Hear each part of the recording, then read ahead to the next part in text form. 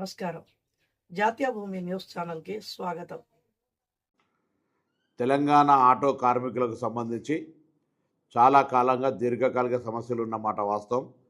వాటిని గతంలో కూడా పరిష్కరిస్తామని చెప్పి దాని తదుపరి పని ఒత్తిళ్ల వల్ల మేము మళ్ళీ సమన్వయం కాకుండా పరిష్కారం కాలేదు. కానీ ఈరోజు రవాణా శాఖ కమిషనర్ ఇలంబర్తి గారి నాయకత్వంలో మా additional transport commissioner, joint transport కమిషనర్లు ఆటో కార్మికులతోటి చర్చలు జరిపిన సందర్భంగా ఈ సమ్మెను నివారించి ఆటో కార్మికులు ఎదుర్కొంటున్న సమస్యలు పరిష్కరించడానికి ప్రభుత్వం సానుకూలంగా స్పందించిన మాటని ఈ సందర్భంగా తెలియజేస్తా ఉన్నాను.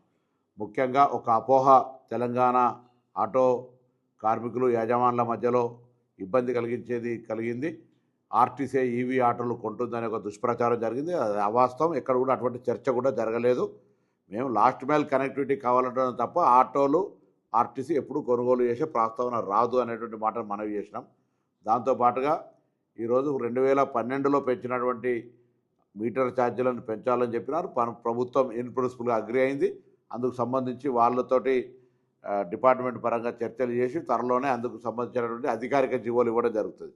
దాంతోపాటుగా ఈరోజు హైదరాబాద్లో సంక్షేమ బోర్డును ఏర్పాటు చేయడానికి సంబంధించి కార్మిక శాఖతోటి దాని కొంత సెస్ రూపంలో దానికి సంబంధించిన కొంత రవాణా శాఖ, కార్మిక శాఖ కలిపి శాసనసభలో కొంత దానికి సంబంధించినటువంటి సవరణలు చేయాల్సినటువంటి దృష్ట్యా దాన్ని కూడా చేస్తామని ప్రభుత్వం తరఫున అంగీకరిస్తూ ఉన్నాం.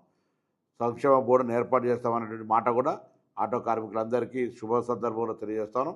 అదిగాక హైదరాబాదులో మరి రెట్రోఫిట్ కానీ కొత్తగా ఈవీ ఆటోలు కొనుక్కునే వాళ్ళకు ₹150,000 సబ్సిడీని ఇచ్చేటువంటి దాన్ని కూడా ఈ సందర్భంగా ప్రభుత్వం తరఫున వాళ్ళకు ప్రోత్సాహం ఇచ్చే కార్యక్రమం చేస్తాను.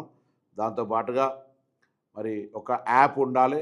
ఏదైతే ఓలా, ఊబర్ లాగా ప్రభుత్వ యాప్ ఉండాలన్నారు. దానికి సంబంధించి ఐటీ శాఖతో సంప్రదింపులు చేసి తప్పకుండా ప్రభుత్వం తరఫున ఒక మరి యాప్ తెచ్చే విధంగా చర్యలు తీసుకోవడం జరుగుతుంది.